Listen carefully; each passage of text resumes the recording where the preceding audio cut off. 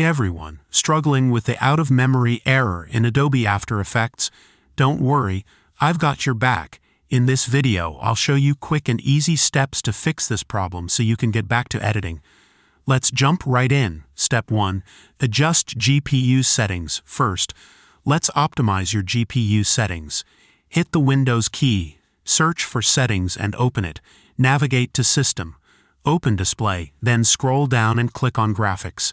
Select Change Default Graphics Settings and make sure Hardware Accelerated GPU Scheduling is turned on.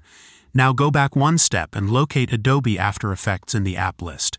If you don't see it, click Browse and navigate to your C drive. Open Program Files, open Adobe After Effects. Double-click Adobe After Effects to add it. Once added, click Options, choose High Performance Plan, and hit Save. That's it for GPU settings. Let's move on. Step 2. Close background apps. Next, free up memory by closing unnecessary background apps. Right-click on the taskbar and select Task Manager. Under the Processes tab, find apps you're not using, right-click and select End Task. Once done, close Task Manager and proceed. Step 3. Optimize After Effects settings.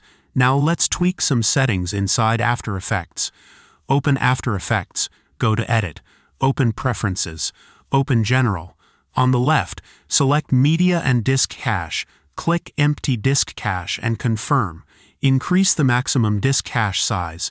Set it to a high number like 73 GB, but make sure you have enough space on your C drive. Next, click Memory and Performance.